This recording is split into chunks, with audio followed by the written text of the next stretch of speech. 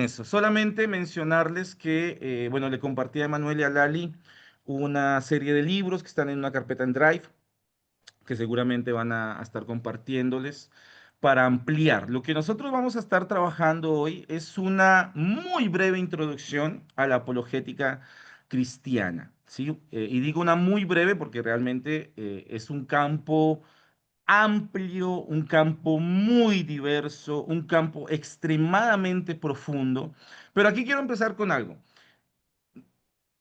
No significa que porque sea profundo, significa que sea complicado. Uno de los grandes elementos de la apologética cristiana implica amor por la verdad.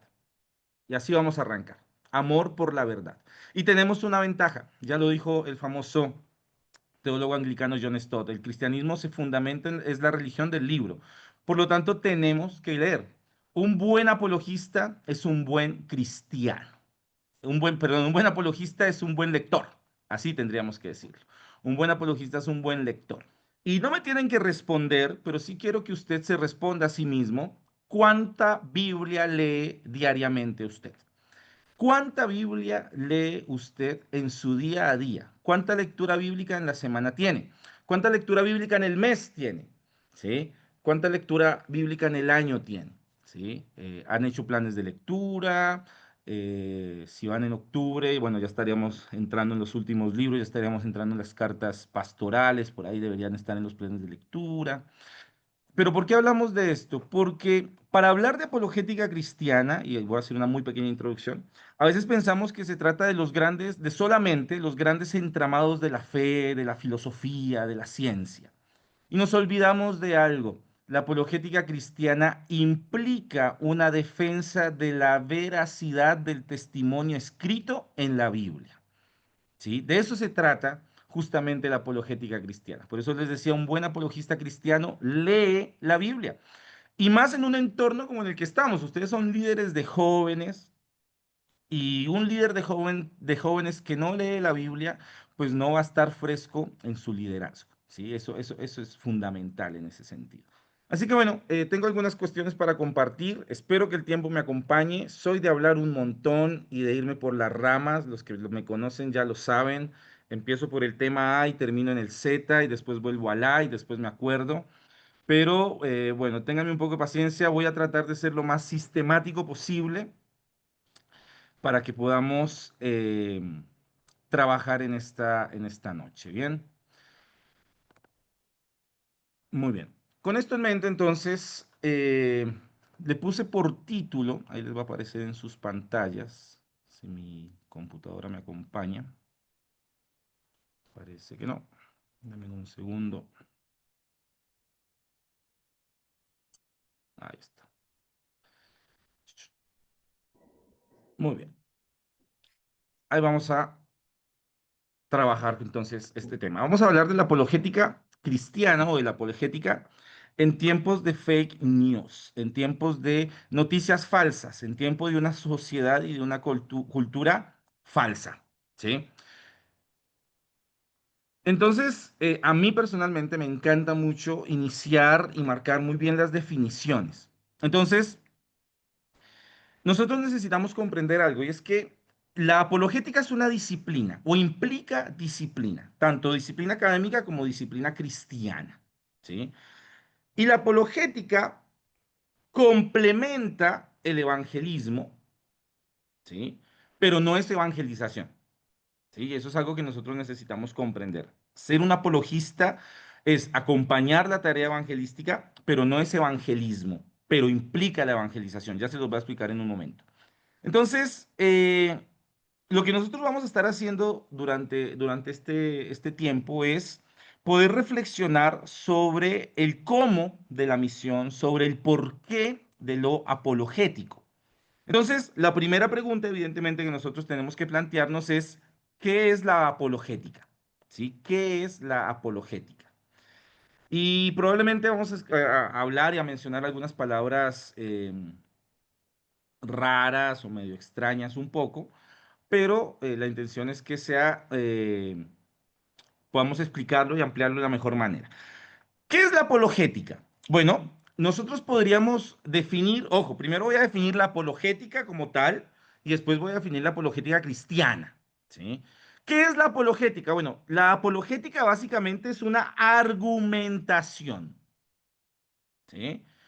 No entendamos argumentación como palabrería, ¿no? No se trata de palabrerías, sino de argumentos, de argumentos. ¿Qué es un argumento? Un argumento es algo que tiene un desarrollo lógico, es algo que tiene un desarrollo veraz, es algo que tiene un desarrollo, me puedo atrever a decir, hasta comprobable, ¿sí?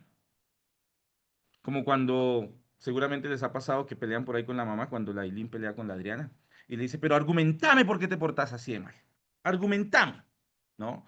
¿Qué es lo que quiere, qué es lo que se quiere decir ahí? Decime cuál es el porqué de estas situaciones, ¿no? ¿Por qué Nunca es tan hiciste esto? propio, no es ¿Por qué tan haces propio esto? tan. ¿Por qué haces esto? ¿Sí? Una argumentación que implica una explicación. ¿Sí? Una argumentación implica una explicación. Recuerden que estamos hablando de qué es la apologética. ¿Qué quiero decir con que es una explicación? Bueno, que es algo que se debe comprender, que es algo que se debe entender,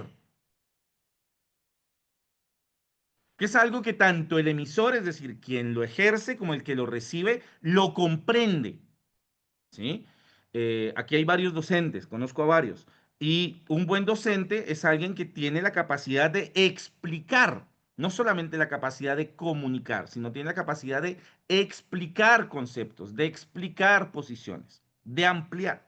Entonces, la apologética básicamente es eso, una argumentación que implica una explicación que se manifiesta en una defensa. ¿Sí? Vamos a la jerga futbolística, ¿no? Nosotros sabemos que en un campo de juego, de fuego iba a decir, en un campo de juego, nosotros tenemos el área defensiva y el área ofensiva, ¿cierto?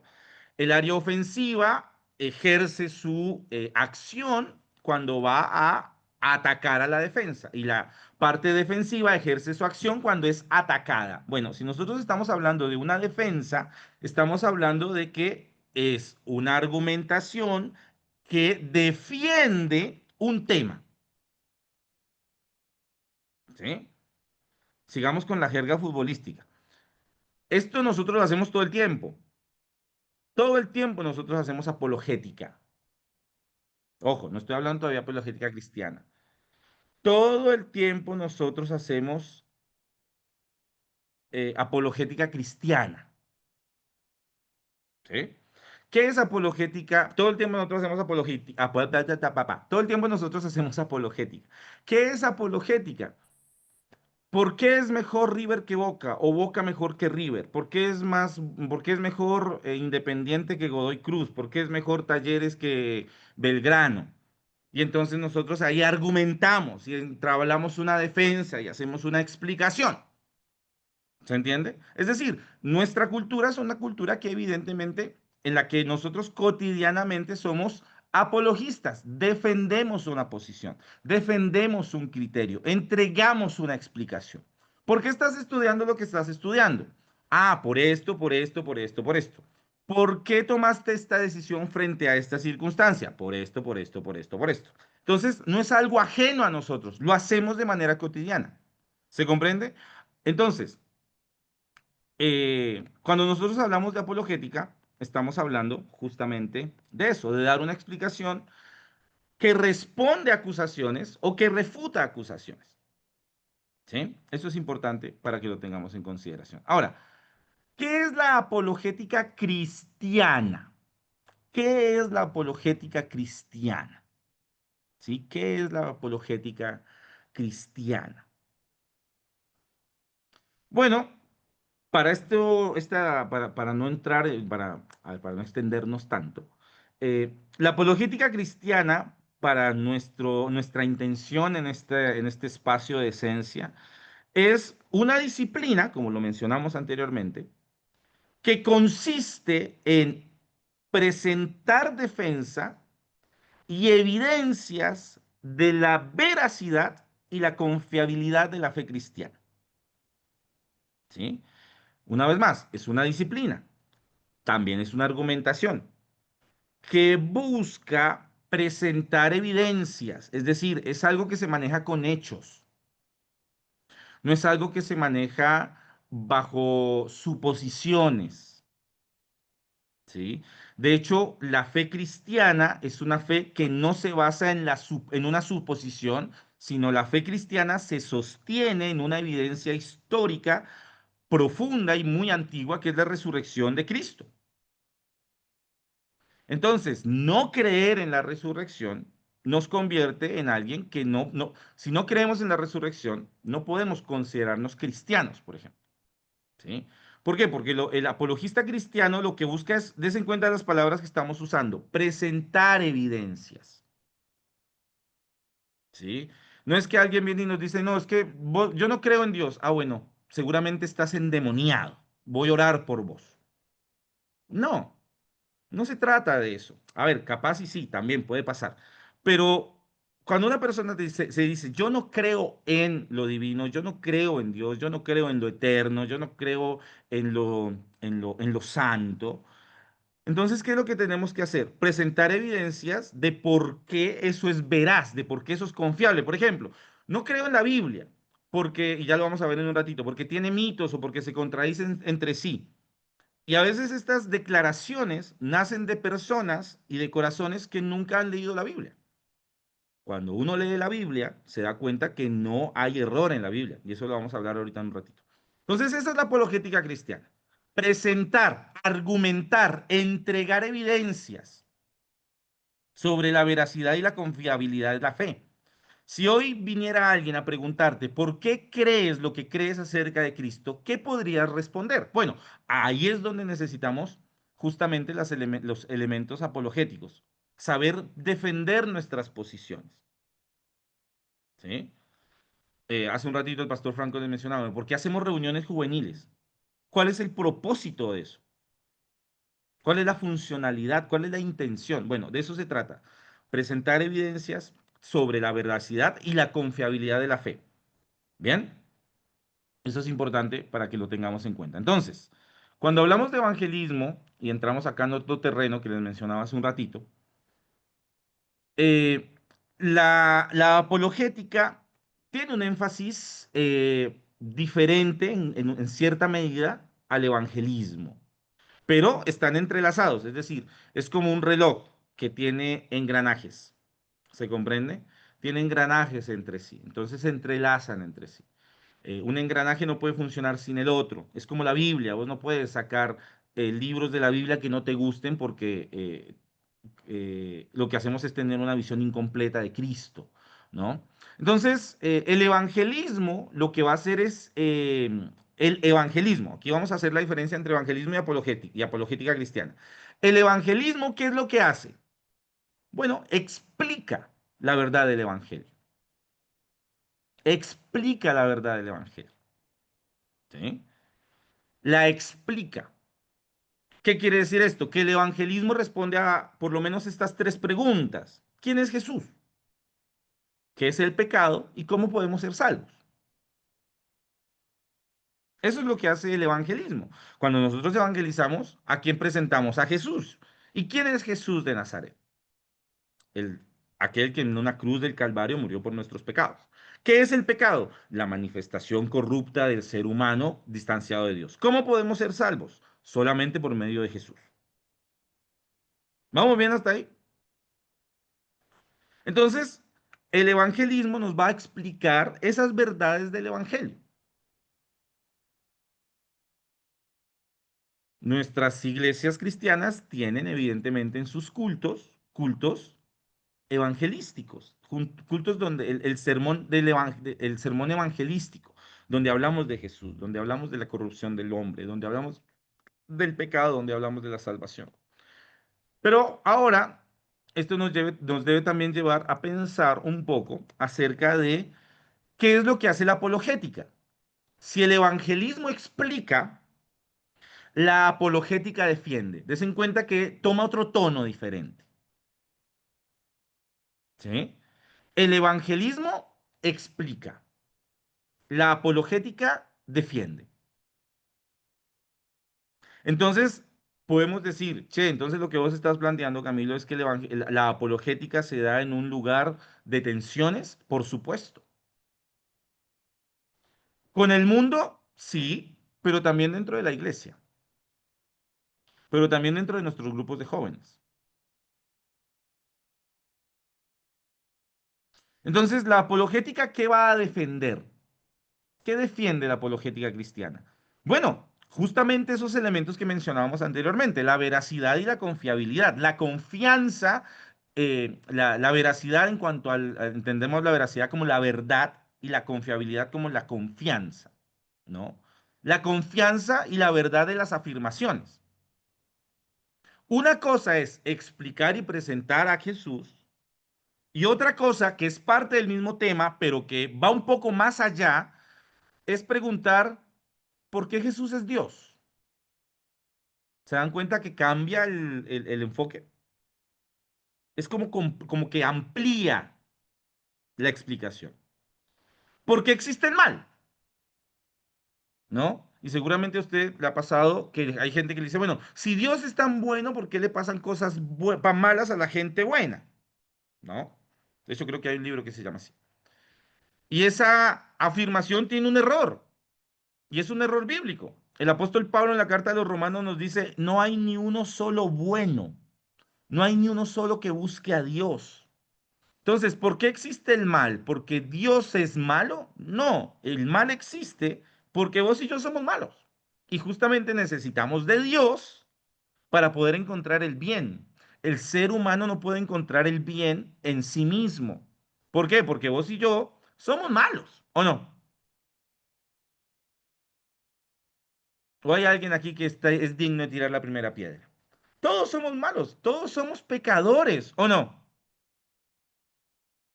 No importa la casa en la que vivas, no importa el mate que tomes, si lo tomas dulce o amargo, no importa si vas muchas veces o no a la Biblia, somos malos. La cuestión es qué hacemos con esa conciencia de maldad. Como cristianos, buscamos a Cristo. Pero ¿qué pasa con aquellos que no buscan a Cristo? ¿Se entiende? Otro elemento apologético es por qué es necesaria la salvación. ¿Por qué tengo que salvarme? Si total, yo creo que después de la muerte no hay nada. Aquí termina todo en este plano terrenal. Al morir, al igual que los perros, no vamos al cielo, sino nos convertimos en algo que deja de existir. De eso se trata la apologética. La apologética cristiana es defensiva, ¿sí? Es defensiva.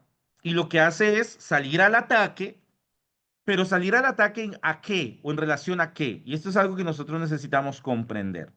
Muchas veces nosotros pensamos que la pelea que nosotros tenemos como creyentes o la tarea apologética que tenemos como cristianos es contra las personas,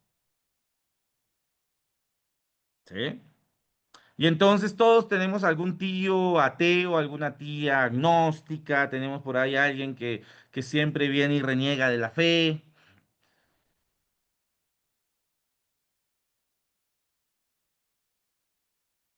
Yo tenía un tío, abuelo, que era católico nominal. ¿Qué es un católico nominal? No iba a la iglesia católica, pero bueno, se consideraba católico. Y mi abuelo, cuando siempre iba a visitar a uno de sus hermanos, o cuando él venía de visita, siempre lo molestaba y le decía, "Ah, ahí viene mi hermanito, ahí viene mi hermanito". Le decía eso mientras sostenía una botella de cerveza, ahí viene mi hermanito, ¿no? Y entonces yo una vez le pregunto a mi abuelo, ¿por qué a vos eso no te enoja? ¿Por qué a vos eso no te calienta la cabeza? Y me dice, porque no se trata de pelear contra él, sino contra lo que él cree.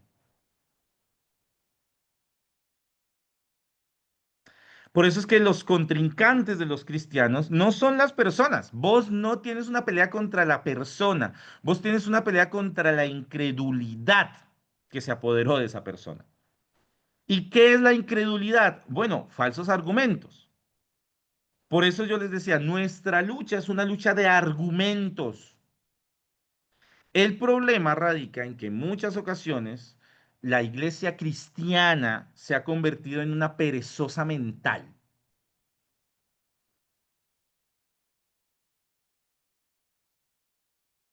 ¿sí? No nos gusta entrar en discusiones profundas y fuertes de la fe porque eso implica tiempo. Y lo que menos tenemos hoy es tiempo, ¿no? Yo soy profe del seminario y algo que siempre, siempre, siempre le digo a los estudiantes es, no hay respuestas fáciles. Y si usted se encuentra con una respuesta o un argumento fácil, es porque detrás de ello hay una persona que se esforzó mucho en poder entregar una respuesta simple a grandes elementos de la fe. Pero nosotros queremos muchas veces respuestas inmediatas y queremos la fórmula uno 2 3 4 para resolver y para ganar algunas cuestiones o algunas discusiones o algunos debates. Y no se puede de esa manera. ¿Sí?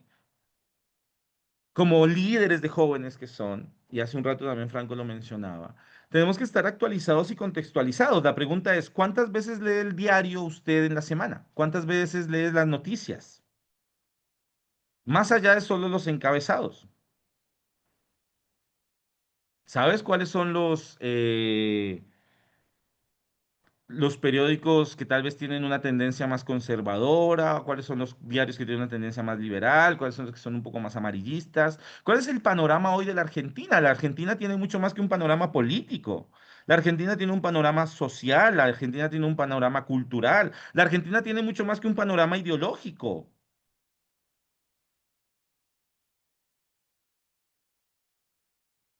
Hoy vas por la calle y la gente sigue hablando del dólar blue y el dólar blue hace más de 2 meses que no existe.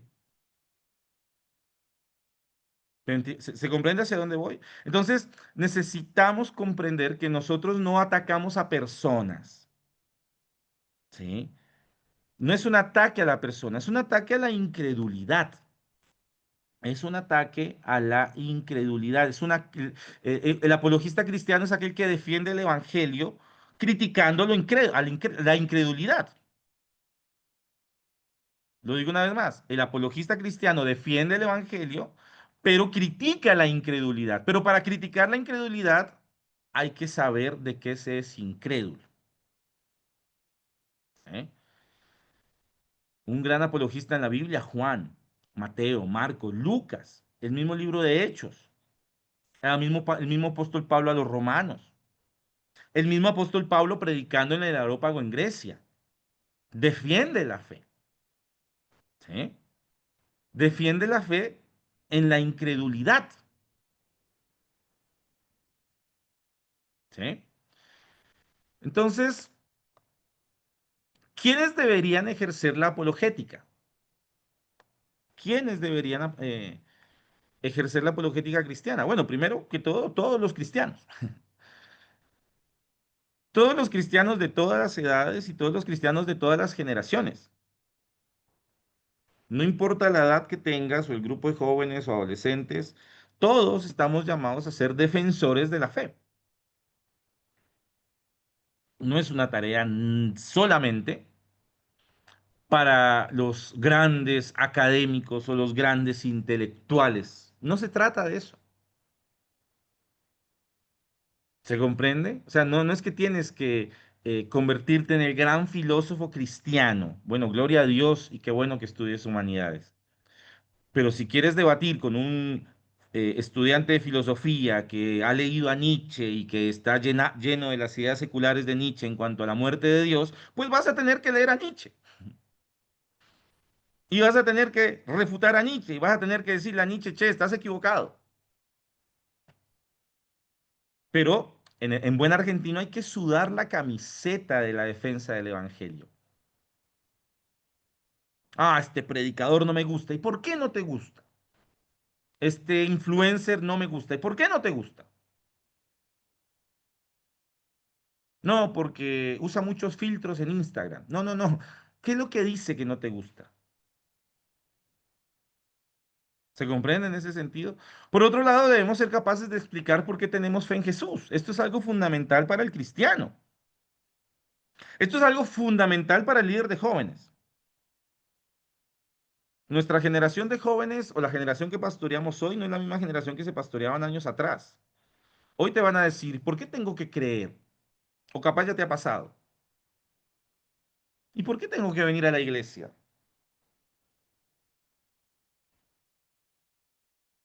Como la historia de una joven de nuestra iglesia que hace muchos años nos contaba que cuando era niña le decía a su papá, ¿y por qué tengo que ir a la iglesia si Dios está en todas partes? Si Dios está en todas partes, ¿para qué tengo que ir a la iglesia? Si estoy en mi casa, Jesús está conmigo. ¿Se comprende? Entonces la apologética nos saca de lo mecánico, de las respuestas mecánicas. La apologética nos va a poner en situaciones incómodas y vamos a tener que defender posiciones acerca del criterio bíblico. Por otro lado, debemos ser capaces de criticar las cosmovisiones antibíblicas. Los cristianos estamos acostumbrados en gran manera a no entrar en las discusiones complicadas. No nos gusta lo complicado, nos gusta lo fácil, ¿sí? Pero el apóstol Pablo dice que nuestra lucha no se logra con armas de esta milicia. Eso lo habla ya en Corintios, en la segunda carta de Corintios, capítulo 10, verso del 3 al 6. Sino que nuestras armas no son carnales, sino que son poderosas en Dios. ¿Para qué? Para destruir fortalezas, derribando argumentos de altivez. ¿Se dan cuenta? ¿En contra quién? Contra el conocimiento de Dios. Entonces, aquí no solamente se trata de convertirnos en intelectualoides, ¿eh? Los intelectualoides son esos marcianos que viven encerrados, distanciados de la realidad y hablan de la realidad. Nosotros necesitamos convertirnos en intelectuales profundamente apasionados por Cristo. Y eso significa untarnos los pies de barro. Entender nuestro contexto, leer nuestra cultura, ver la cosmovisión antibíblica que hay en nuestro entorno. Leer la Biblia como libro fundamental. Pero hay que leer un poco de antropología. Eso no es solamente para los antropólogos o para los pastores. Hace poco escuchaba a alguien que iba a hacer una conferencia sobre tribus urbanas. Eso ya no existe. Ya no existen las tribus urbanas. Ya no hay emos, ya no hay candies, ya no hay floggers. Y seguramente algunos está codeando por ahí porque se acuerda de su época flogger, ¿o no? ¿Cierto? Pero ya no lo hay. Entonces, ¿cuál es la cosmovisión antibíblica con la que tenemos hoy en nosotros? Ojo, y esto no se trata solamente de una iglesia urbana o las iglesias rurales están ajenas a esto. No, no, no. Las cosmovisiones antibíblicas están en todos los entornos. En una iglesia que está en el campo como una iglesia que está en la mitad de la ciudad. Y las cosmovisiones antibíblicas están en todo contexto. La pregunta es, ¿nos atrevemos a identificarlas? ¿O con que vengan a la iglesia es suficiente? ¿O con que vengan al culto es suficiente? Y a veces en el culto o en la reunión de jóvenes pensamos que se trata solo de divertimento, de gozo, de alegría cristiana. Y no se trata solo de eso. Hoy no se trata de eso, ¿sí? Por otro lado, el cerebro es importante, ¿sí? ¿Por qué? Porque nos ayuda a dar gloria a Dios. Esa es la intelectualidad que vale la pena seguir.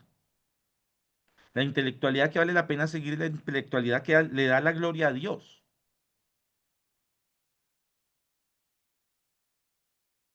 ¿Qué hacemos con nuestras neuronas? Nuestras neuronas y muchas de las neuronas de nuestros jóvenes a veces están como el scroll infinito, están dando vueltas allá en el cerebro y dando vueltas sin saber qué hacer hasta que se cansan y se mueren. No, nuestras neuronas fueron dadas para nuestra capacidad intelectual debe darle la gloria a Dios. La capacidad intelectual, vos tienes en tus manos como líder de jóvenes la capacidad intelectual de tu generación. ¿Qué haces con ella? ¿Cómo la nutres? ¿No? Entonces, a veces lo que pasa es que en nuestras reuniones de jóvenes pasamos de la escuelita bíblica, en la que a veces solamente, lastimosamente en algunos casos, es escribir y, no sé, dibujar o colorear un dibujito, y en las reuniones de jóvenes lo que hacemos es simplemente hablar de esa historia. Y no se trata solamente de eso. Ser bíblico no significa solamente leer la Biblia. Eso es hacer lectura bíblica. Pero cómo la Biblia me abarca a mí hoy, a mi realidad. ¿Sí? Entonces, la apologética es algo que ronda, y voy a ir más rápido para avanzar, todas las áreas de la historia. ¿Sí? Al día de hoy, la apologética sigue estando presente. Tenemos al apóstol Pablo, fue un apologista. ¿Sí? El apóstol Pablo, de hecho, usa la palabra apólogues, que es la palabra para defender la fe, muchas veces en sus cartas. Tenemos a Tertuliano.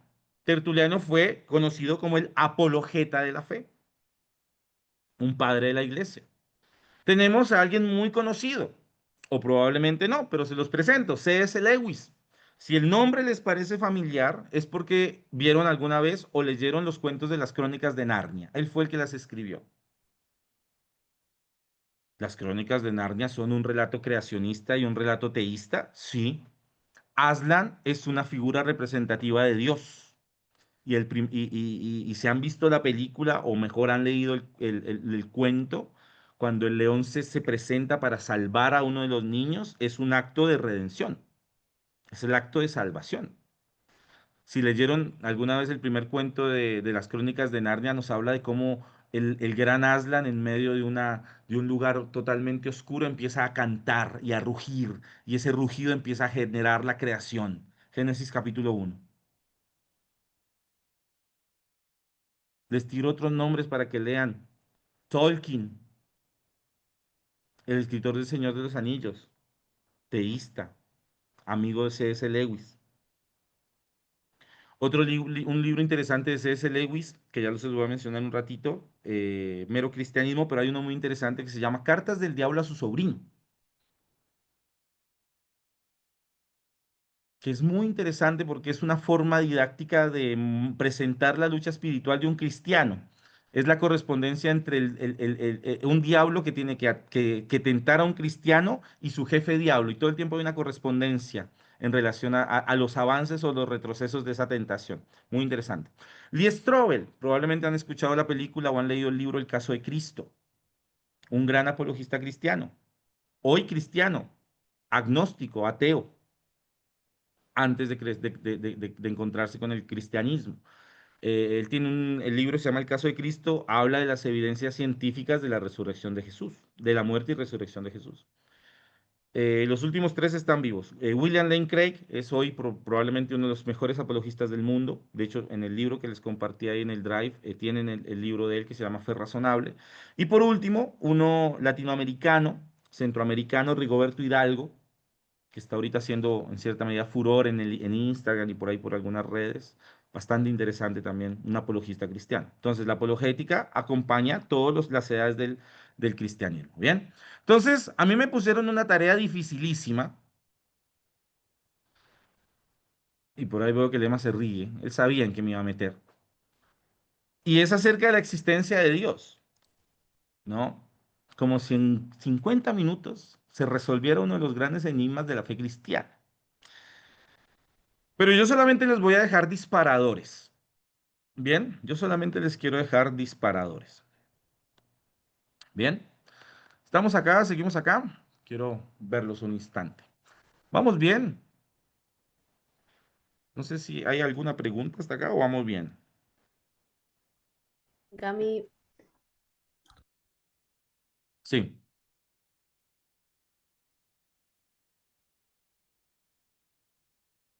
no, vamos bien, vamos bien. bien. Sigamos entonces. Yo Entonces pude hablar, hablemos. ¿Quién quiere hablar? Habla ahora o calle para eh, siempre. no, iba a decir que yo tuve que, en la carrera que estoy haciendo, justamente defender la existencia de Dios. Entonces me puse a ver las clases del pensamiento de las corrientes cristianas, creo que se llamaba, que dio el Christopher Samson. Y, Y bueno, en Instagram estaba justamente este chico Hidalgo, Rigoberto, estaba en un vivo. Entonces yo le comenté, necesito defender a Dios delante de mi profe, porque todos los buenos argumentos que había presentado el Christopher, mi profe me dijo que no, que me tenía que basar en cosas más, básicamente que él conocía. Y el Rigoberto me aconsejó un libro de Lane Crane, no sé cómo se dice, que se llama En Guardia. Después, si quieren, se lo puedo pasar a Ujú. los chicos, así lo pueden compartir.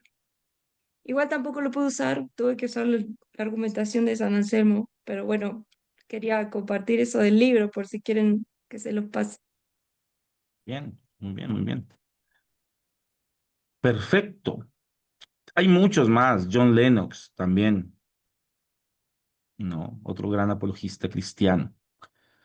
Hablemos sobre el problema del hombre invisible, ¿sí? El problema del hombre invisible. ¿Cómo podemos creer en un Dios que no vemos? ¿No? Y aquí viene la cuestión, y uno dice, ¿cómo puedo responder yo al hecho de que la gente me dice, ¿cómo puedo creer en un Dios que no existe? Bueno, todo lo que nosotros podemos y necesitamos saber de Dios lo sabemos por medio del testimonio de Jesús. Entonces, el ataque a la existencia de Dios es un ataque a la historicidad acerca de Jesús. ¿Qué quiero decir con la historicidad acerca de Jesús? Estoy diciendo, Jesús existió, no existió. Jesús fue real, fue un mito, fue una leyenda, fue un fantasma amigable. ¿Qué fue Jesús? ¿Se entiende?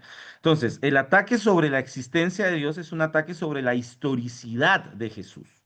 ¿Por qué? Porque lo que sabemos de Dios lo sabemos por medio del testimonio de Jesús. Jesús mismo dice, todo lo que yo soy, el Padre es. ¿Sí? Todo lo que yo digo, el Padre lo dice. Entonces, eh, yo lo que quiero compartir con ustedes, vuelvo y digo, son disparadores, porque para entrar en profundidad en esto, no sé, nos quedamos hasta las 6 de la mañana. 6 argumentos sobre para la existencia de Dios. ¿Sí?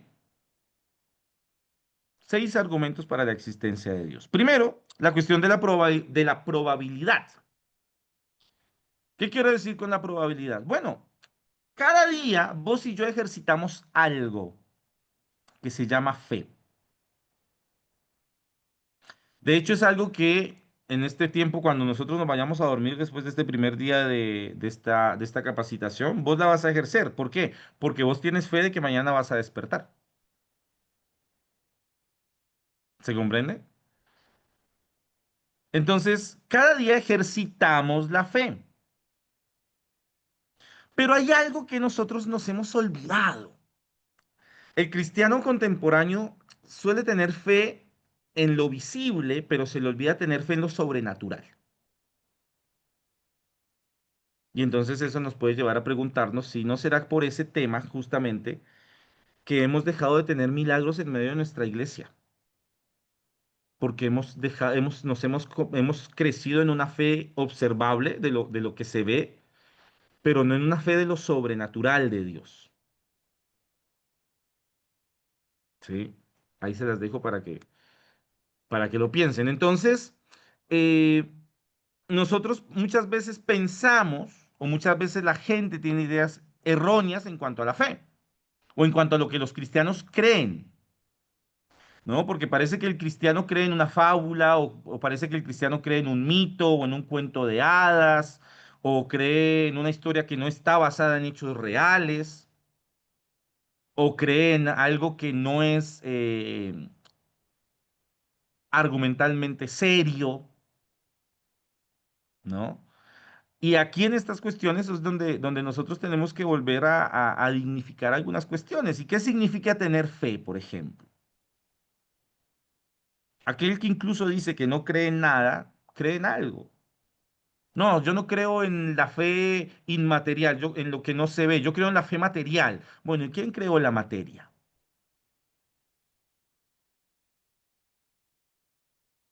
¿Quién hace que un árbol, qué hace que un árbol sea árbol?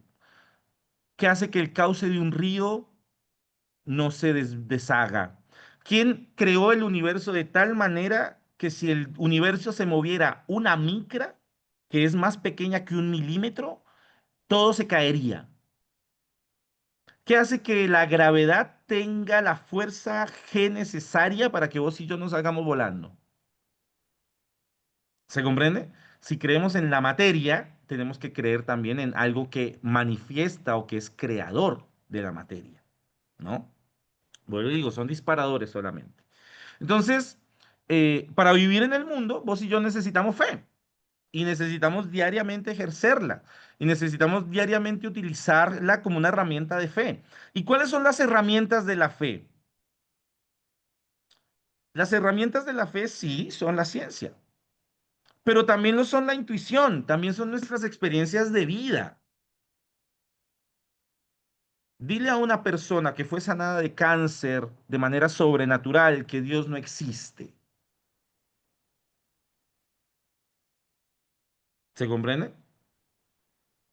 Por eso la fe es algo que necesitamos ejercitar diariamente. No solamente se trata de la razonabilidad de nuestra fe, sino se trata del fundamento de nuestra fe. ¿En qué crees? ¿En qué confías? ¿Sí? Entonces muchas personas, vos te vas a encontrar, y voy finalizando, cerrando esta parte, muchas personas van a creer que la fe es solamente lo observable, solo lo conocido, lo científicamente válido. Si vos te encuentras con alguien que te diga que Dios no es real porque no se puede comprobar por medio de la ciencia, decirle que lea a Collins, que fue el director del programa del genoma humano, que él en la autobiografía, él fue el encargado de comprender el ADN. Y cuenta la biografía este hombre ateo, en su momento, que cuando estudió la complejidad del genoma humano dijo, esto solamente lo puede hacer Dios. Y salió del laboratorio, miró al cielo y dijo, hay un Dios creador. El ser humano es tan complejo y tan hermosamente armado que la ciencia tiene que avalar que hay alguien creador detrás. Y ese alguien creador es Cristo, es Dios, perdón. Entonces, por otro lado, ¿no? La fe no es creer, cierro esto, en fábulas o mitos. Vos no crees un mito. Por eso también hay que tener precaución con la teología que leemos. Hay que tener cuidado porque hay teólogos que se han desviado de la profundidad bíblica y han empezado a estudiar a Jesús fuera de la Biblia. Y cuando empezamos a estudiar la fe fuera de la Biblia, pues estamos en un problema. Entonces ustedes se van a encontrar con teólogos que hablan de la desmitologización de Jesús. ¿No? Donde solamente dejan al Jesús humano, donde sacan todo lo que son milagros, señales, prodigios, y empiezan a estudiar a Jesús desde afuera de Jesús, es decir, desde afuera de la Biblia. Hay que tener precaución con eso, ¿no? ¿Qué es la fe? Es un compromiso con los hechos visibles y los no visibles. Vuelvo y repito, la resurrección de Jesús. Cuando nosotros decimos la resurrección de Jesús, ¿por qué lo confirmamos como un hecho histórico y real? Porque no solamente la Biblia nos habla de ella, sino un montón de literatura extra bíblica, histórica, nos hablan de un Jesús que fue resucitado, que no estaba en la tumba y que nunca se encontró su cuerpo. ¿Sí? Entonces, otro elemento es la creación y el diseño. Creación y diseño. ¿Cómo empezó todo? ¿Cuál es el origen del mundo? ¿El mundo se autocreó o lo creó alguien más? Y entonces aquí uno podría decir, no, es que aquí es una lucha de fe contra fe. Perdón, de los creacionistas o de los cientificistas contra la fe. No, no, aquí es una lucha de la fe contra la fe. Creer que se autocreó o creer que fue creado por alguien más. Entonces nosotros como cristianos, ¿qué sostenemos? Que somos creacionistas. ¿Cuál es la posición creacionista? Dios crea el mundo. Y entonces en esa gran pregunta filosófica, ¿qué fue primero el huevo o la gallina? ¿no? Que los que han estudiado por ahí humanidades o ciencia o filosofía se encuentran ¿qué fue primero, el huevo o la gallina? Pues si vos sos creacionista, la gallina, ¿cierto? Entonces, vos te vas a encontrar, por ejemplo, en cuanto a la creación, posiciones como el naturalismo. ¿Y qué es el naturalismo? Que todo fue parte del azar, que todo fue parte de una fuerza en el tiempo, de una fuerza impersonal, de una fuerza en cuanto a tiempo, en cuanto a átomos, en cuanto a espacio, y ¡pum! Dio la creación. Lo que se ignora de esto, por ejemplo, o lo que muchas veces sí ignoramos de esto, es que si la creación en el famoso Big Bang hubiera explotado 1 miligramo por encima de lo que tenía que haber explotado, no habría vida. ¿Se comprende? Entonces, ¿cuál es la probabilidad de que la creación haya nacido del tiempo y del azar? Pues ninguna. Porque ¿cómo explicas los árboles? ¿Cómo explicas las montañas? ¿Cómo explicas un atardecer? ¿Se dan cuenta que por eso yo les decía que también es una cuestión de intuición? ¿Cómo explicas un atardecer? ¿Cómo explicas el ADN? 200 moléculas que se manifiestan o mejor, que se manifiestan, 200 moléculas que trabajan en perfecto orden para entregarnos la cadena del ADN.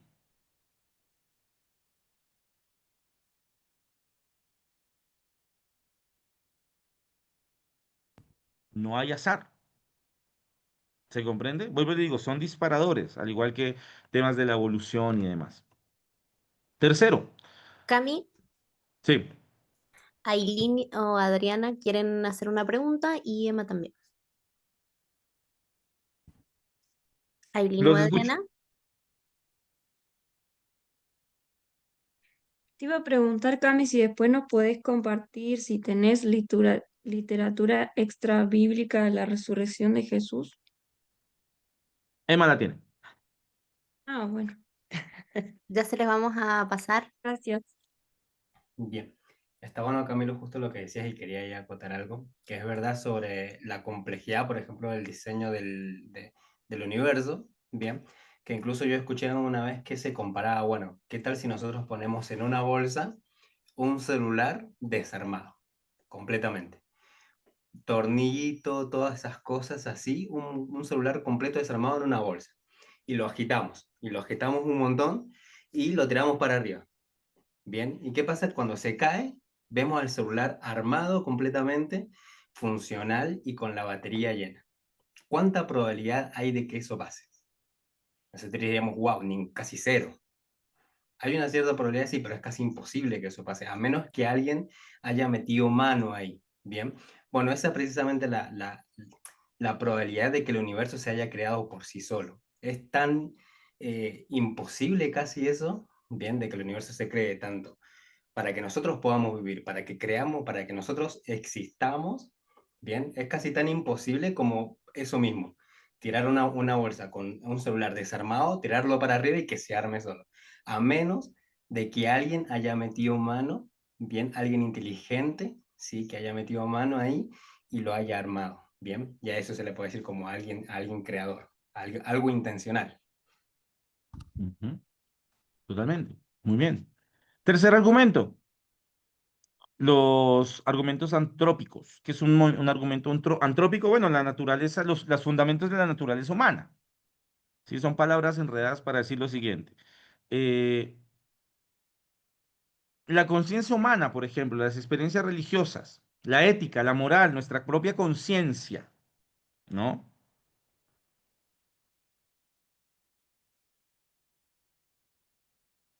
¿Por qué sabemos que matar es malo? ¿Por qué sabemos que mentir no es correcto? ¿Por qué sabemos que violar no es válido? ¿No? Tiene que haber, la existencia de Dios acompaña justamente esto. Dios nos crea de esta manera, justamente, ¿no? Dios no es solamente un legislador moral en ese sentido, pero Los seres humanos tenemos conciencia, es decir, sentido de bien y de mal. Y cada cultura en el mundo mantiene creencias de bien y de mal. ¿Sí?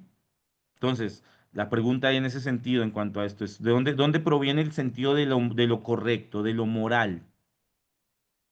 No nace de nosotros mismos. ¿Sí? A ver, avanzo, no me quiero detener acá. El inmaterial, perdón, el ontológico. Eh, a ver, me equivoqué. Bueno, el inmaterial. Eh, Deme un segundo.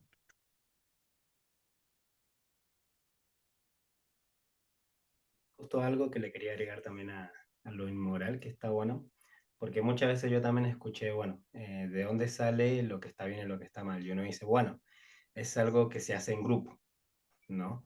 La sociedad, por así dijo, bueno, matar está mal y así quedó, ¿bien? Pero eso también se cae también por su propio peso, por así decirlo, porque qué tal si, no sé, en una sociedad pequeña nos ponemos todos de acuerdo a decir, bueno, matar está bien, automáticamente matar está bien. Entonces, no solamente, o sea, algunos dicen, bueno, el bien y el mal nosotros lo sabemos porque simplemente en algún punto de la historia nos pusimos de acuerdo y decir, bueno, esto está mal y esto está bien. Bien, por eso se cae obviamente por sí solo esa teoría de decir, Ujú. bueno, nosotros si nos ponemos de acuerdo a decir todo lo contrario, no significaría que ahora matar esté bien, aunque nos pongamos todos de acuerdo que eso está bien, por ejemplo.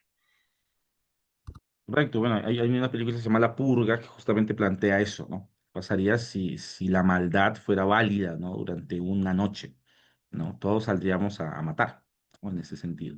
Bien, no sé por qué me confundí aquí, pero bueno, el argumento trascendental. ¿Qué es el argumento trascendental? Y ya salgo esta parte que es la más densa y ya entramos a la última, que también es la conclusión.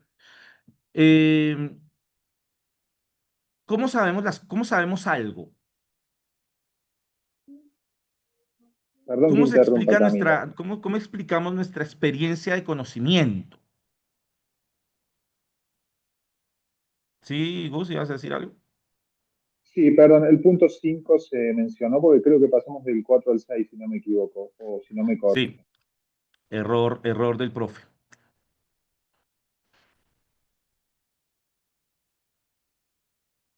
Me falta, ya les hablo del ontológico, los numeré mal.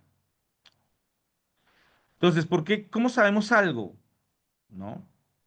Porque todos nosotros tenemos, o todos nosotros sentimos que sabemos cosas, ¿no?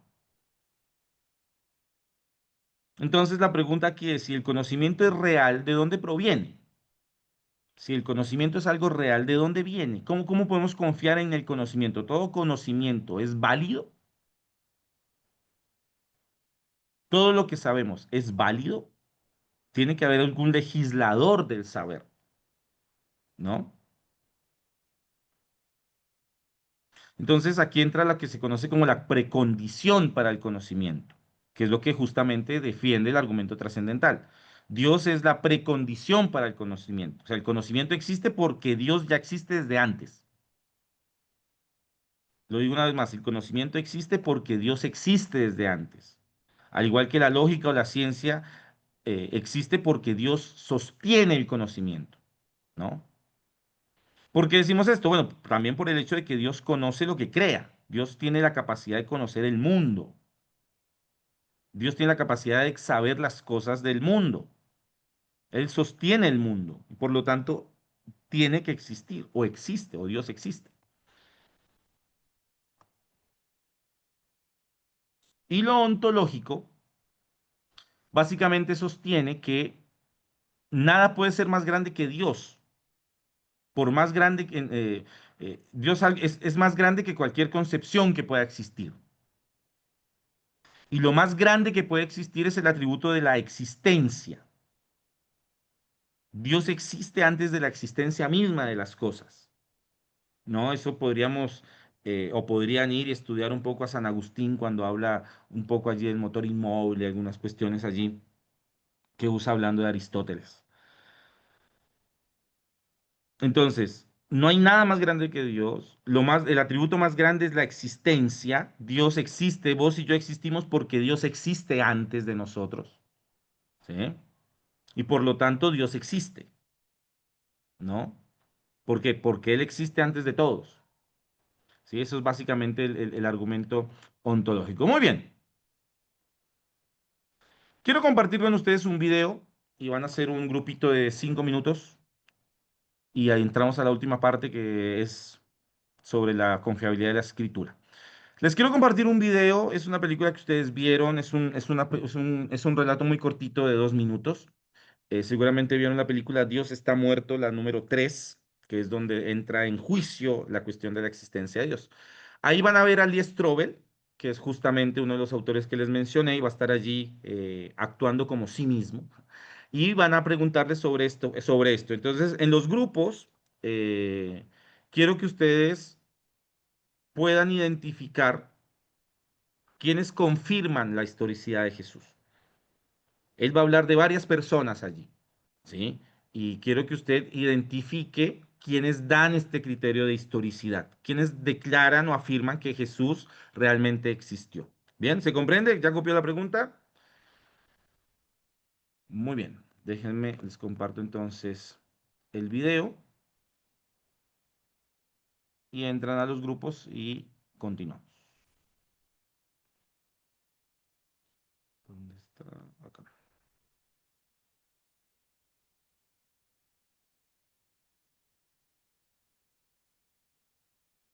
Un segundito, me equivoqué.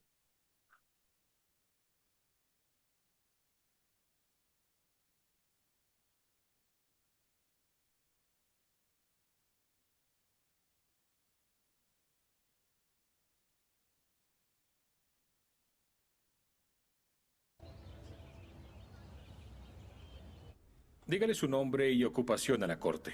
Mi nombre es Lee Strobel. Soy Deme un segundo porque no salió el video.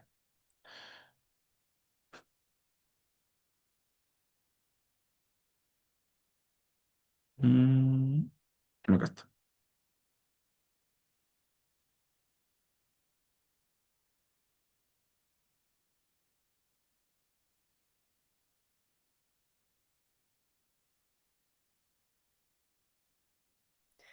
¿Anotaron todas las preguntas? Porque luego de ver el video se van a reunir en grupo y van a necesitar la pregunta. Sí, ahí va.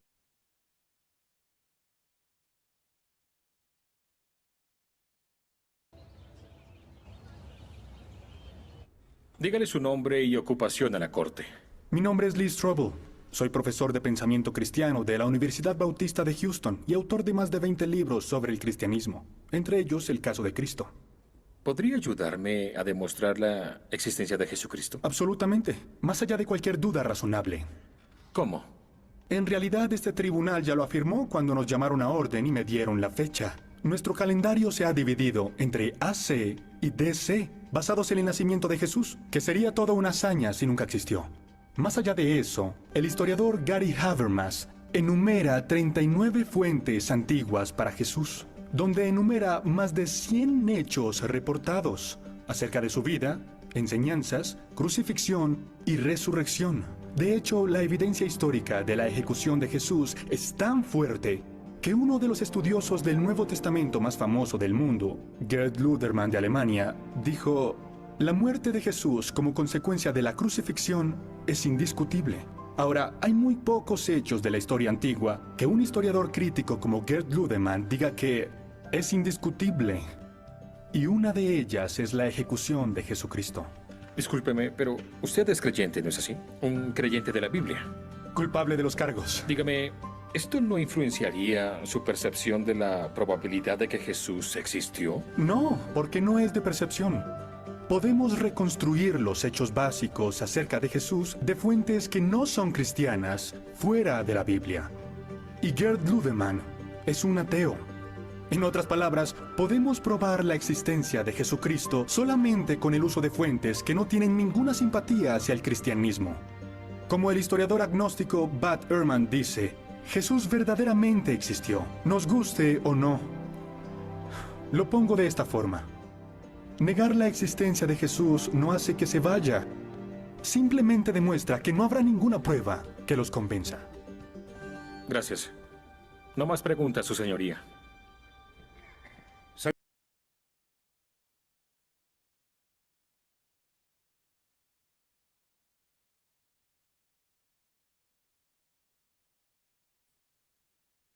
Bien, es muy sencilla la respuesta. No sé si hace falta ir al grupo. Es muy sencilla la respuesta. ¿Quiénes certifican la veracidad de Jesús? En este caso, ¿quiénes lo están afirmando?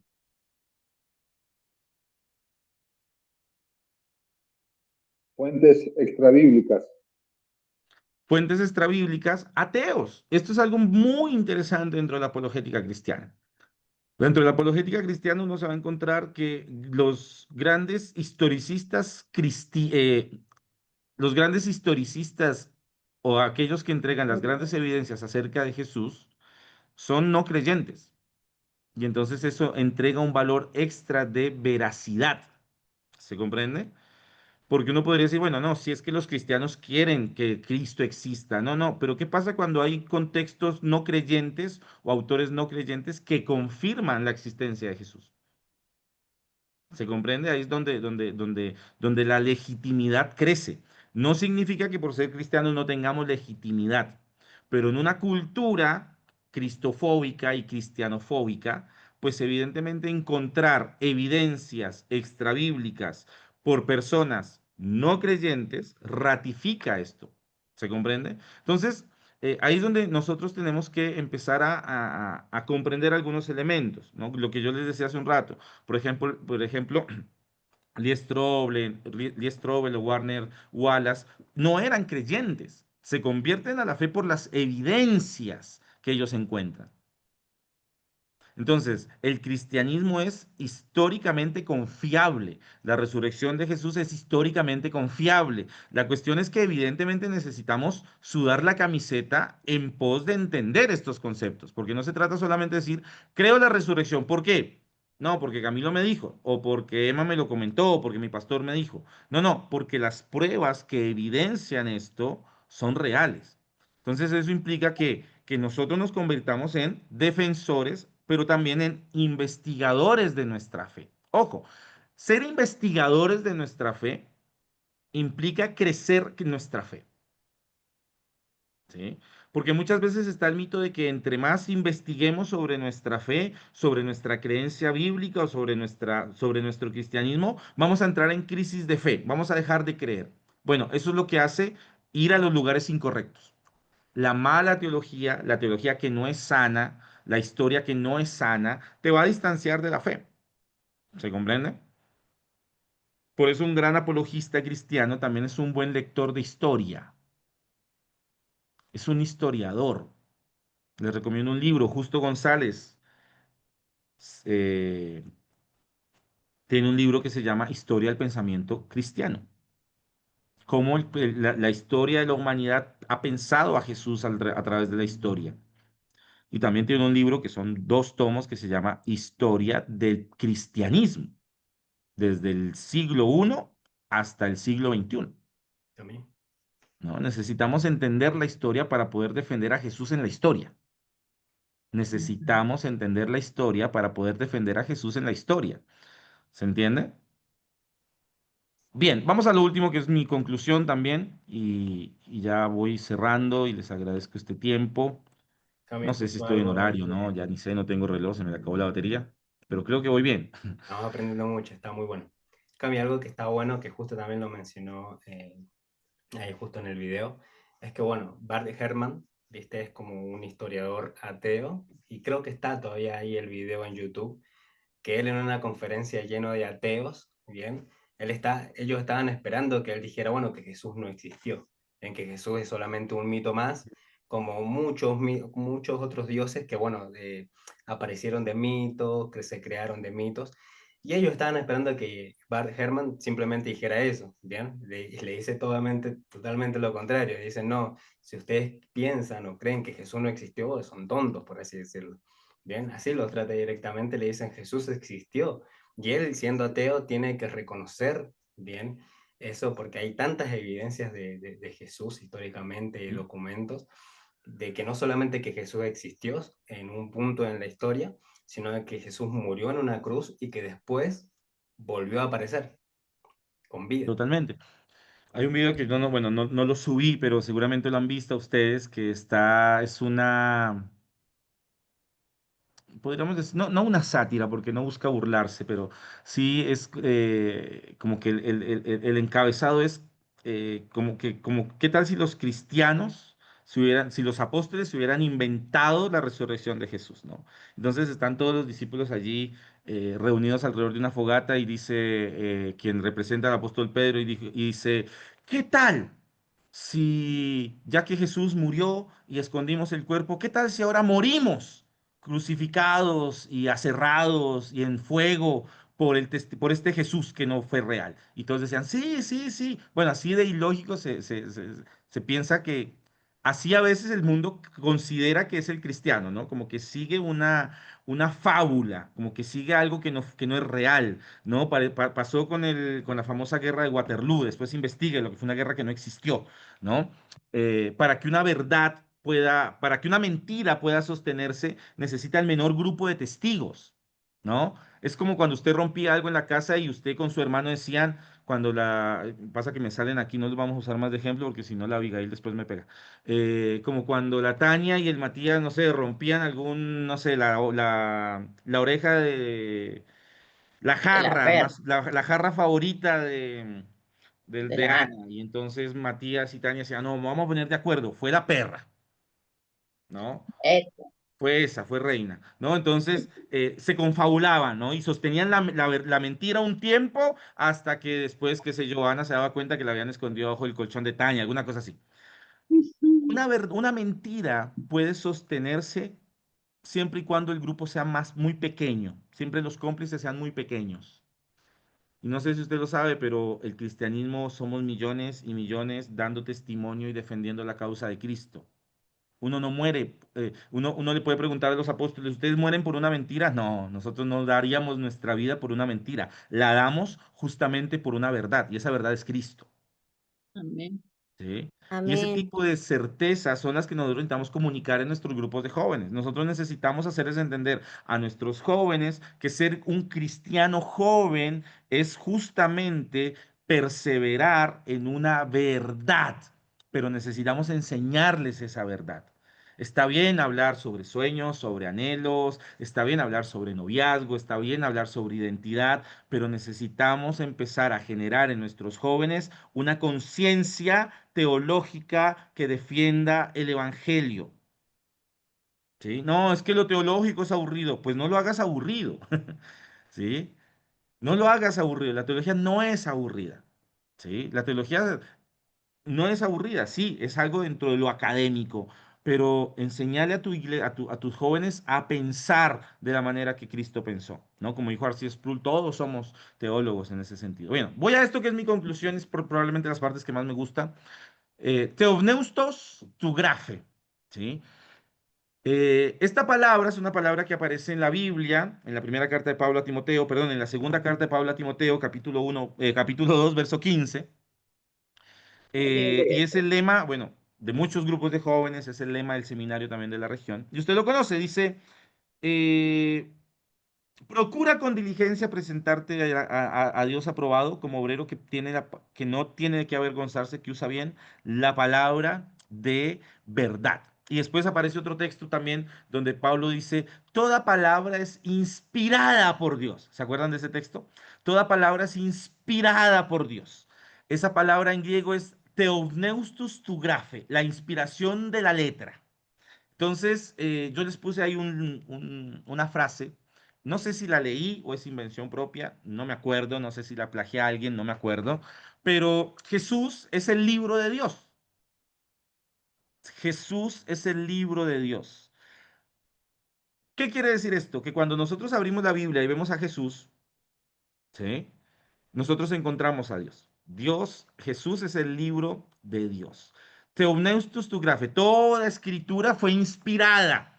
J.I. Packer, yo les estoy tirando nombres de autores para que después los busquen. J.I. Packer, personalmente uno de los teólogos que más me gusta, que trabaja, es un teólogo que trabajó mucho el tema del Espíritu Santo, muchísimo el tema del Espíritu Santo. Él hablaba de esta palabra theopneustos. Y theopneustos en griego no significa solamente que Dios inspira, sino que Dios exhala palabra. Oh, eso es poderoso. Dios exhala su palabra. Dios entrega su palabra. ¿No? Dios no solamente inspira, sino que entrega. ¿No? No solamente es la acción de inhalar, sino la acción de exhalar, ¿sí? La inspiración implica inhalar, pero también exhalar. Y Dios exhala su revelación por medio de Jesús. Entonces, eh, ¿de dónde proviene la Biblia? ¿No? ¿De dónde proviene la Biblia? ¿De dónde proviene la Biblia? Déjenme encontrar aquí rápidamente mi machete. Hablemos sobre la confiabilidad de la palabra, de la Biblia. Esta es también como mi conclusión. ¿Por qué digo que es como mi conclusión? Porque la apologética implica amar la Biblia. ¿Sí? Esto es para que se lo tatúen con lapicera Bic, para que se lo puedan borrar después, ¿no? La apologética implica amar la Biblia, leerla, profundizarla. Queridos líderes de jóvenes, si ustedes se apasionan por la lectura de la Biblia, van a contagiar a su generación, van a contagiar a los jóvenes, ¿sí? Hagan clubs de lectura, hagan clubs de lectura, ¿sí? Donde lean la Biblia, pero también donde puedan leer otros libros. Sí. Acá en la región hemos tenido un poco de eso, bueno, no sé si está por ahí, me parece que sí o no, no sé. Keila en algún momento tenía un grupo de lectura donde estuvieron leyendo a C.S. Lewis, y estuvieron leyendo a Tolkien, y estuvieron ahí leyendo algunos libros en comunidad. Qué bueno eso. En Córdoba hay un grupo que empezó como un grupo de oración de lectura bíblica y hoy en día todos los años, todos los meses, todos los años, hace como 6 años, leen 12 libros al año, un libro por mes y se reúnen a tomar café y a conversar sobre lo que leen. Entonces, no está mal leer la Biblia, por supuesto, y leer buenos autores desde la Biblia, porque hay autores, los buenos autores son los que nos hablan de la Biblia, ¿no? Eso es importante, eso es necesario. Entonces, eh, ¿qué, ¿de dónde viene la Biblia? Bueno, Dios, por medio de su Espíritu Santo, la entrega al hombre. Ese es el proceso de inspiración. Podría ser un poco más complejo que eso, pero básicamente Dios envía al Espíritu Santo a través de los hombres para entregar su palabra. Ahora, ¿por qué Dios usa al ser humano? Porque la palabra de Dios es para el ser humano. La palabra de Dios no es para las plantas, la palabra de Dios no es para la creación, la palabra de Dios no es para el mar, para los peces, la palabra de Dios es para el ser humano y usa seres humanos. De hecho, envía a un ser humano que es Jesús, ¿se entiende? Por eso nosotros amamos al Dios de la Biblia. Entonces nosotros creemos en la Biblia y podríamos decirlo muy románticamente, la Biblia es la palabra de Dios. Perdón, la Biblia es la carta de Dios. ¿Para quiénes? Para todos nosotros. Entonces, a veces nosotros necesitamos empezar nuestros discipulados de jóvenes o nuestras reuniones de jóvenes, ahora que se empieza el nuevo año, desde lo más básico. ¿Y qué es lo más básico? ¿Cuántos libros tiene la Biblia?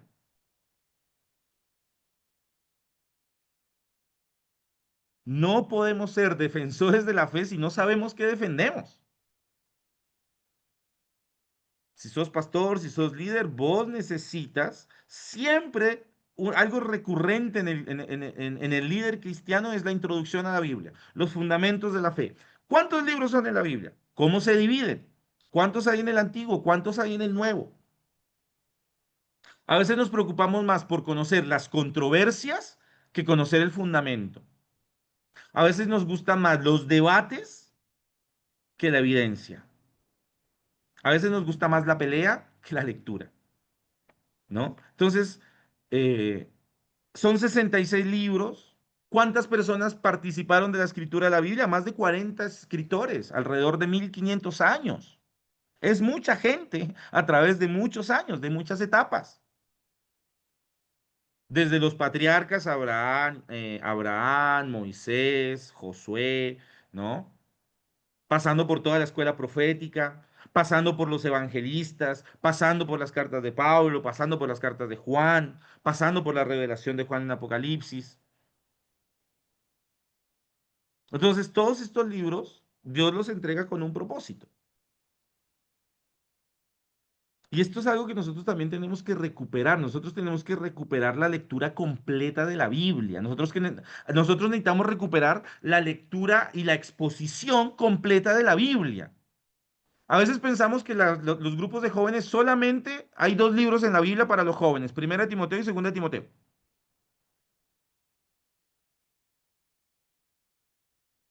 O pensamos que la única historia que hay en el Antiguo Testamento para las reuniones de jóvenes es David y Sansón. Perdón, David y Goliat, ya me fui antibíblico. David y Goliat. O pensamos que el único libro profético para jóvenes es el libro de Daniel. Sí, son útiles, hablan de personalidades jóvenes, sin duda, pero toda la Biblia nos habla de Cristo. Y la Biblia no se trata de lo que los jóvenes puedan llegar a ser, sino de lo que Dios desea que ellos sean. Y por algo que nosotros necesitamos entender es que tus jóvenes se van a convertir en adultos. Tus jóvenes se van a convertir en adultos. Y por lo tanto hay que empezar a darles leche. Hay que dejar de darles leche y empezar a darles pan fresco. Hay que empezar a darles fundamento. No, es que son muy chiquitos para entender la carta de los romanos. No, es que son muy chiquitos para entender hebreos. Pues ahí viene tu trabajo. Hacé de lo complejo algo simple sin dejar la profundidad. Tenemos que dejar de creer que la reunión de jóvenes es el descarte, entregamos el descarte de la semana. Saqué la palabrita, la notita de fe, Judas se ahorcó. Bueno, vamos a predicar sobre eso. No, tenemos 66 libros que nos hablan de manera magistral acerca de Jesús. Entonces también una herramienta que nosotros necesitamos recuperar como líderes de jóvenes, porque creo que eso también se trata este taller, y un buen apologista entrega las herramientas correctas, necesitamos empezar nosotros como líderes a profundizar en nuestras estrategias, actualizarnos en nuestros modelos pedagógicos para presentar la Biblia. Lo repito, actualizarnos en nuestros modelos de presentar la Biblia. ¿No sabes cómo enseñar la Biblia? Comprate una Biblia de estudio. Hay una Biblia que sacó Vida hace poco, no me hacen publicidad ni nada, pero se llama la Biblia de estudio inductivo.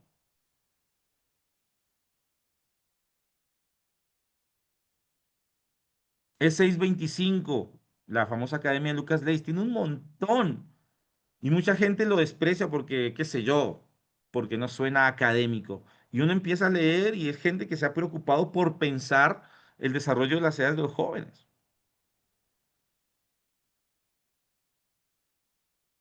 Entonces, ¿de dónde proviene la Biblia? Bueno, de Dios, por medio de su Espíritu Santo, y se lo entrega a la humanidad. Y nos entrega un canon.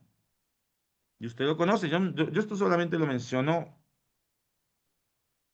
de puntapié nomás. Hay cuatro requisitos sobre el criterio de canonicidad. El origen apostólico, que algún apóstol lo hubiera escrito. Aceptación universal, que hubiera sido reconocido en todas las iglesias. Uso litúrgico, que haya sido un libro que se usaba en las comunidades de fe. Y un mensaje consistente, es decir, que se complementara.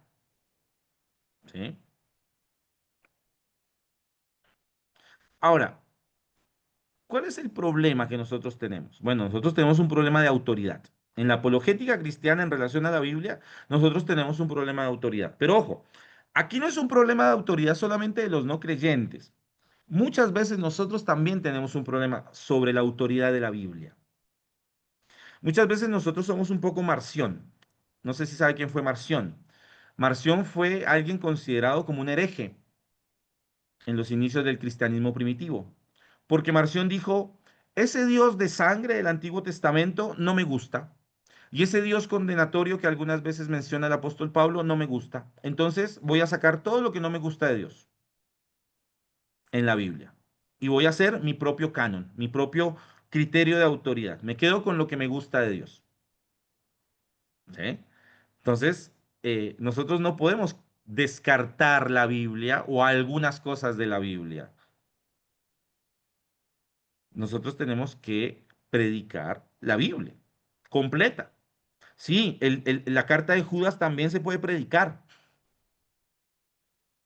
Ese que está por allá, entre medio de las cartas pastorales que a veces ni se ve, esa. Esdras se puede predicar, Nahum se puede predicar, Zacarías también existe. ¿Sí? ¿Cuál es el problema de la autoridad? Romanos 7:7. Cuando alguien se deja controlar por su mentalidad humana, esto está en palabra de Dios para todos, está en contra de Dios y se niega a obedecer la ley de Dios. De hecho, no es capaz de obedecerla. Des en cuenta lo que la palabra que usa Pablo, cuando se dejan controlar por su mentalidad humana. Es decir, cuando ellos mismos o cuando nosotros mismos nos consideramos la autoridad. ¿Qué hacemos cuando nos consideramos nosotros mismos la autoridad? Negamos a Dios. La ley de Dios, esa palabra ley, es la Biblia. Entonces, estamos en contra de Dios y nos negamos a obedecer ¿qué? La Biblia. Y al negar la Biblia, no podemos obedecerla. ¿Sí? Ese es el problema que nosotros nos vamos a encontrar en la tarea apologética, una cuestión de autoridad.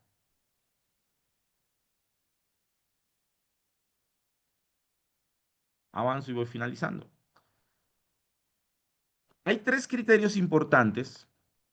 Hay más, pero bueno. Por lo menos hay tres criterios sobre la importancia de la Biblia en la apologética cristiana, porque nosotros defendemos la revelación escrita de Dios. Por eso es que el punto de partida es la Biblia. Nuestro punto de partida no es un libro de William Cray, un libro de C.S. Lewis, un comentario tertuliano, un reel de Hidalgo. No, no, no. Nuestro punto de partida no es ellos. De hecho, ellos tienen su punto de partida en la Biblia. Ellos tienen su punto de partida y de defensa en las Escrituras. Entonces, lo primero que nosotros tenemos que comprender es que cuando nosotros usamos las Escrituras, es decir, la Biblia, o mejor, la Biblia va a desafiar las ideas posmodernas. ¿Y cuál es una de las grandes mentiras de la posmodernidad? La verdad relativa. Todo es relativo, ¿no? Seguramente usted ha usado esa palabra en su casa, con su mamá, peleando. Ay, eso es una exagerada. Todo es relativo. Todo es válido. ¿Qué es una verdad relativa? Bueno, una verdad relativa está en contra de una verdad absoluta. El cristianismo es, por definición, una verdad absoluta. Lo repito, el cristianismo es, por definición, una verdad absoluta. Che, Camilo, ¿cómo es eso? Juan 3:16. Nadie de tal manera amó Dios al mundo que envió a su Hijo para que todo aquel que en él cree no se pierda, mas tenga vida eterna. Eso es una verdad absoluta. Jesús diciendo, yo soy el camino, la verdad y la vida. Nadie viene al Padre si no es por medio de mí. Una verdad absoluta. Jesús es la verdad absoluta de Dios. Ahí tiene otra frase para tatuarse con esfero negro. ¿Sí? Entonces, las escrituras van a refutar el cuento de lo relativo. También la Biblia demuestra que la antigüedad de sus textos son relevantes para el mundo contemporáneo. La Biblia es contextual a nuestros tiempos. Por eso la Biblia no es un libro científico. Si a vos te dicen, a ver, dame la evidencia científica de la Biblia no es un escrito científico. ¿Por qué? Porque la literatura científica se va refutando cada 5 años. Las investigaciones científicas van cambiando, van avanzando. La Biblia no. La Biblia sigue siendo la misma ayer, hoy y siempre, y sigue siendo vigente ayer, hoy y siempre. ¿Por qué? Porque no es un documento científico. La Biblia no es un documento científico, la Biblia es un documento histórico. La escritura es poderosamente espiritual. No podemos olvidarnos de eso. La escritura es poderosamente espiritual. Isaías 55, así será mi palabra que sale de mi boca, no volverá a mi vacía, sino que hará lo que yo quiero y será prosperada en aquellos para los que la envíe. Y un texto que ustedes se conocen, de memoria, y si son hijos de pastor más todavía, Hebreos 4:12. Porque la palabra de Dios es viva y eficaz y es más cortante que una espada de doble filo, que penetra hasta dónde? Hasta el alma y el espíritu, hasta la coyuntura, dice la Reina Valera, hasta los tuétanos, hasta los pensamientos y las intenciones del corazón. Recuerden, detrás de toda confrontación a la fe hay un corazón que llora. Brennan Manning. Detrás de toda confrontación de la fe hay un corazón que llora. Detrás de todo Dios no existe, hay alguien que necesita a Dios. Por eso no vamos contra las personas, vamos contra la incredulidad. Un elemento más, las escrituras confirman, muchas veces se autoconfirman. En muchos lugares, las escrituras contienen en muchos lugares sus propios argumentos para validarse. Es decir, que la fe no es ciega. Voy cerrando. ¿Por qué creemos que la Biblia es verdadera? Dos elementos, la infalibilidad y la inerrancia. Son términos que usted conoce. ¿Qué es la infalibilidad de Dios? Que toda la Biblia es inspirada por Dios. ¿Y qué es la inerrancia? Que la Biblia no tiene errores.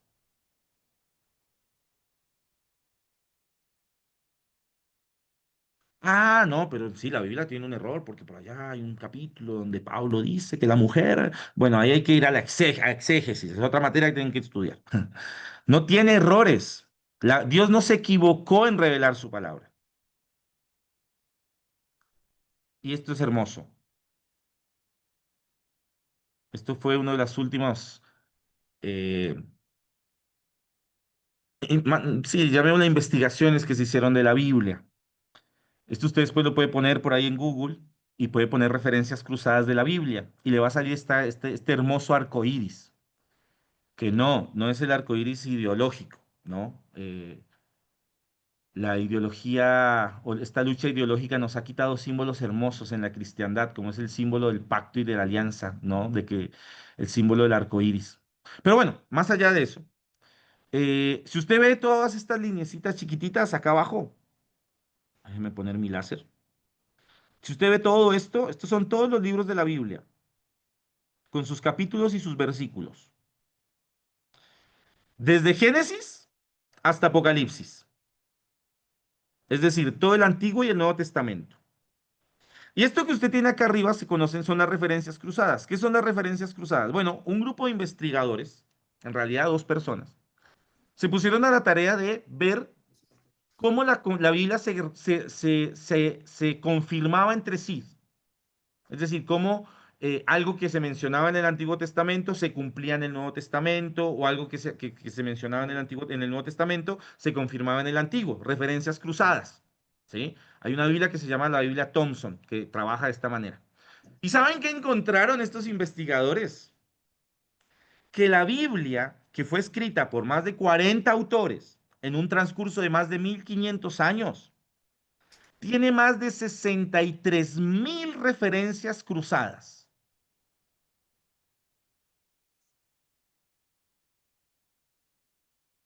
Más de 63.000 evidencias de que la Biblia es real y que lo que se dijo en el Antiguo Testamento se cumplió en el Nuevo.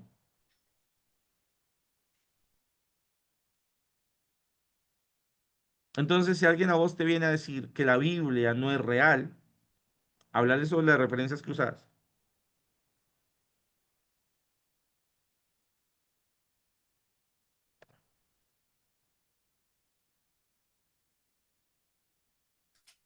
Les dejo esta pregunta. Vamos a ver un video y termino y les voy a dar 3 puntitos para orar e irnos.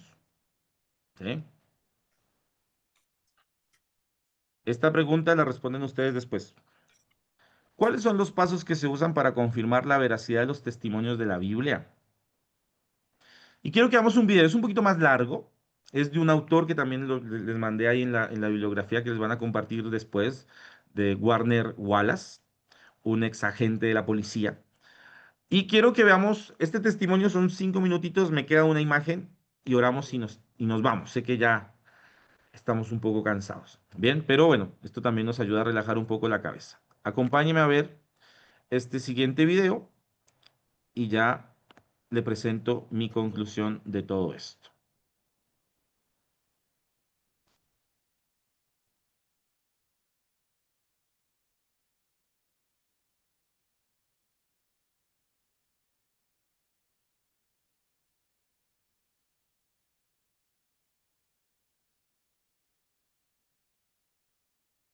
¿Cristianismo caso congelado? Sí, así es. ¿Puede compartir el tema del libro con la corte, por favor? Un detective de homicidios investiga las afirmaciones de los evangelios. ¿Sería correcto decir que sus deberes como detective de homicidios incluyen la investigación de casos sin resolver? Sí, esa es y era mi especialidad. La mayoría de esos casos no se resuelven con ADN. Objeción. El abogado conduce y testifica, su señoría. Voy a parafrasear. ¿Cuántos de estos casos fueron resueltos con el uso de pruebas de ADN? Ninguno, ni siquiera uno. Eso es popular en la televisión, pero nuestros departamentos nunca han resuelto un caso con ADN. Entonces, ¿cómo se resuelven los casos? A menudo mediante la investigación de las declaraciones de testigos oculares, aunque muchos de ellos ya hoy han fallecido.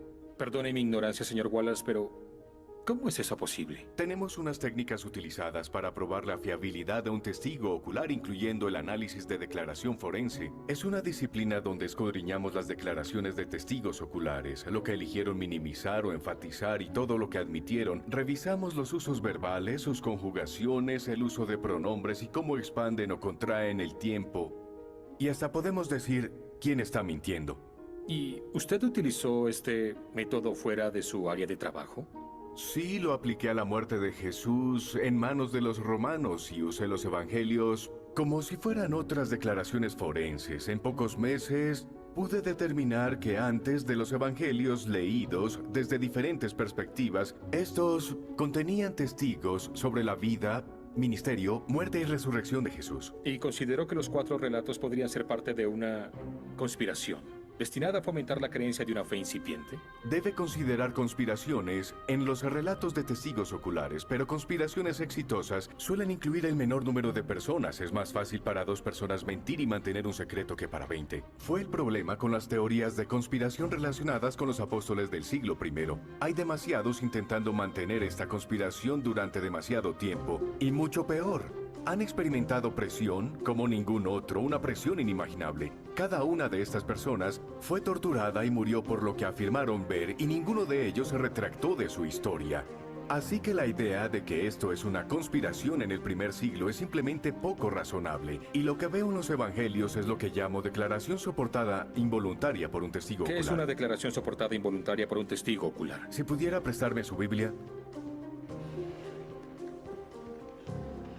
Déjeme ir al Evangelio de Mateo para darle un ejemplo. Voy a empezar con un pasaje en el que Jesús está frente a Caifás en una audiencia. Aquí dice: entonces le escupieron en el rostro y le dieron puñetazos, y otros le abofetearon diciendo: profetízanos, Cristo, ¿quién es el que te golpeó? Eso parece una petición muy sencilla, ya que las personas que lo golpearon estaban de pie frente a él. Eso no tiene sentido. ¿Por qué sería una profecía poder decir quién te golpeó? Pero hasta que lees Lucas puedes responder esto. Él dice: y los hombres que custodiaban a Jesús se burlaban de él y le golpeaban. Y vendándole los ojos, le decían: profetiza, ¿quién fue el que te golpeó? Ahora sabemos por qué esto era un reto, ya que Lucas nos dice lo que Mateo omitió, que en realidad tenía vendados los ojos. Esta es declaración soportada involuntaria por un testigo ocular que da detalles que el primer testigo omitió. Y después de años de escudriñar estos evangelios, con el tiempo pude determinar si un testigo ocular es confiable. Llegué a la conclusión de que los 4 evangelios contienen los relatos fiables de las propias palabras de Jesús. ¿Y eso incluye las declaraciones citadas por la señora Wesley en su clase? Absolutamente. Gracias, detective. Su testigo. Detective Wallace, no pretendo tener el conocimiento bíblico que usted tiene. Pero ¿no es cierto que estos relatos evangélicos varían mucho en lo que dicen? ¿Que existen numerosas discrepancias entre esos relatos? Absolutamente, pero eso es lo que debemos esperar. No lo entiendo muy bien, señor. Los relatos de testigos oculares confiables siempre difieren en la forma en que recuerdan la historia, su perspectiva, incluso dónde se encuentran. Cuando examiné los evangelios, intentaba determinar si eran relatos precisos y fiables a pesar de sus diferencias. Oh, y como cristiano devoto, ¿siente que tuvo éxito? No, señor Kane. Creo que me entendió mal. Cuando comencé este estudio, era un ateo devoto. Empecé el examen de los evangelios como un escéptico comprometido, no como un creyente. En realidad no fui criado en un ambiente cristiano. Aunque creo que tengo una alta estima por el valor de las pruebas, no soy cristiano porque fui criado de esa manera o porque esperaba satisfacer alguna necesidad o lograr un objetivo. Simplemente soy cristiano porque es evidentemente cierto.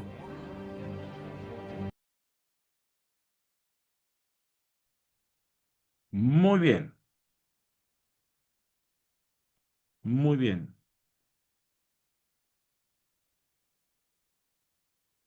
Porque eres cristiano. Porque eres cristiano. ¿Sí?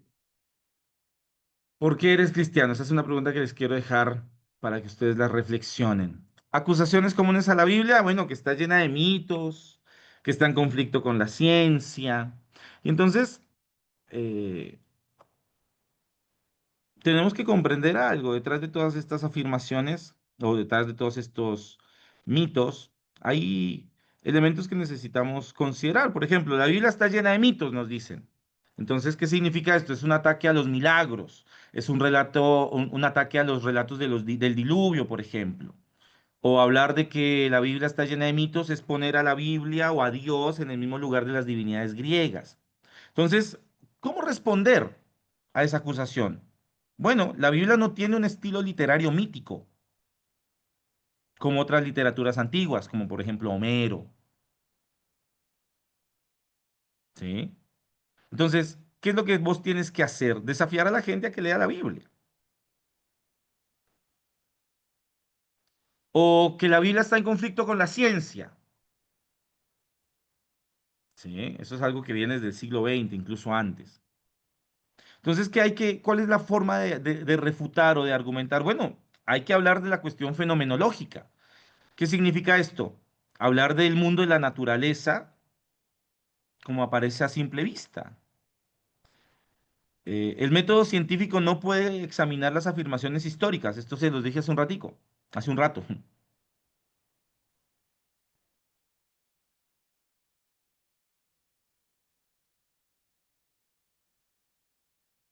Sí, la Biblia describe la naturaleza como un fenómeno observable, repetitivo. Sí, pero el método científico, lo científico no puede examinar lo histórico. La Biblia está llena de contradicciones, es decir, que la Biblia tiene errores. Y entonces la contrapregunta es, ¿cuáles son esos errores? Se dan cuenta que no se trata a veces de indagar mucho, porque las personas que atacan la Biblia muchas veces repiten un discurso que han escuchado sobre la Biblia, pero no han leído la Biblia. Es de esos comentarios que dicen, es que la Biblia habla en contra del homosexualismo. No, la Biblia no habla en contra del homosexualismo. La Biblia habla en una pequeña parte del Nuevo Testamento sobre la homosexualidad, pero el gran tema de la Biblia no es la homosexualidad. El gran tema de la Biblia no es la ideología de género. El gran tema de la Biblia es la historia de salvación.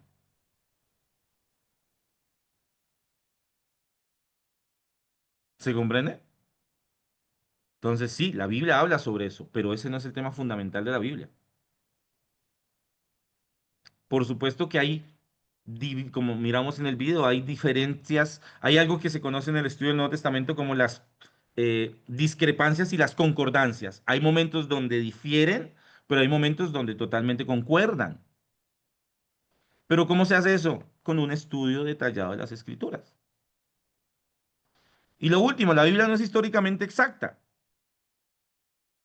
¿no? Entonces, la información histórica no es creíble. Entonces, la realidad es que la Biblia, el texto bíblico, es uno de los textos más antiguos y más precisos históricamente. ¿No me creen? salgan a Ezeiza, tómense un avión a Tierra Santa y se van a dar cuenta que existen todas las narraciones y todos los lugares que se mencionan, tanto en el Antiguo como en el Nuevo Testamento existen. El Mar Muerto existe, la casa de la suegra de Pedro existe, la cárcel donde estuvo Pablo y Bernabé existen, la tumba donde probablemente estuvo Jesús existe. La historicidad entrega una evidencia sobre la certeza de Cristo, ¿sí? Conclusiones. Ya leímos 2 Corintios 10:3. Me quiero quedar con estos tres elementos para que vos los reflexiones en tu cabeza. Tu cerebro es importante. Por lo tanto, hay que cuidarlo entregándole buena alimentación espiritual. Tu cerebro es importante, ¿sí? Por otro lado, las respuestas sabias no caen del cielo si no hay pensamiento crítico.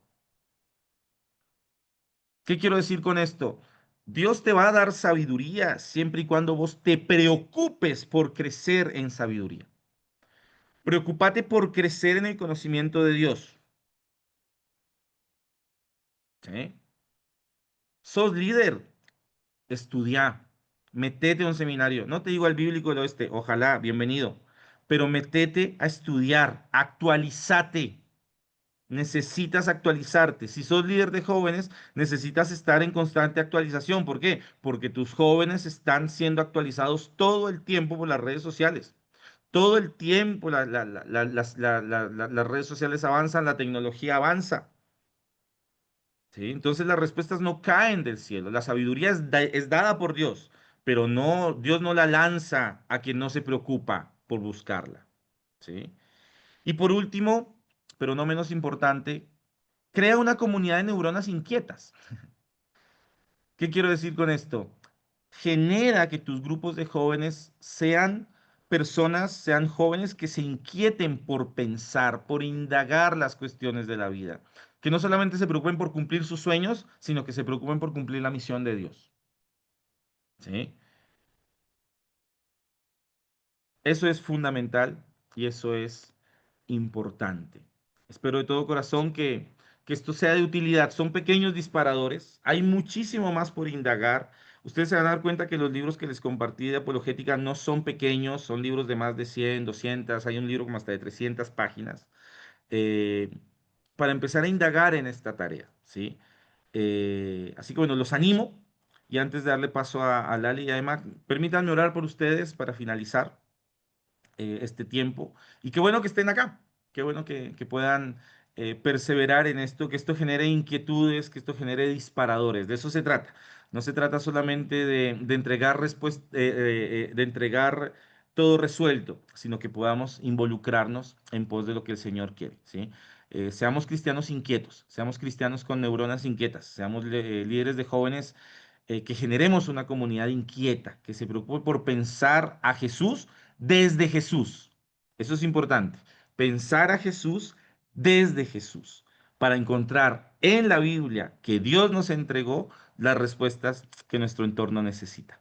Bien, Señor, te doy gracias por estos jóvenes, por estos líderes. Te pido, Señor, que los bendigas, te pido, Señor, que los guardes, te pido, Señor, que puedas hacer de cada uno de ellos instrumentos de tu fe. Señor,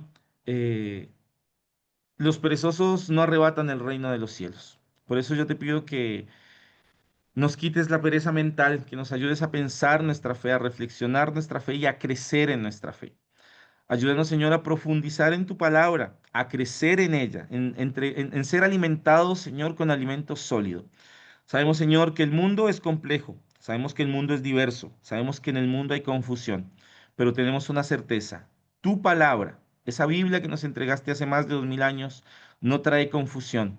Por supuesto que trae resistencia, porque la verdad, Señor, trae resistencia. Pero, Señor, nosotros nos paramos en la brecha y levantamos la bandera del Evangelio, porque creemos que todo lo que allí se manifestó es real, es vivo, es eficaz y es profundo para trastornar la mente.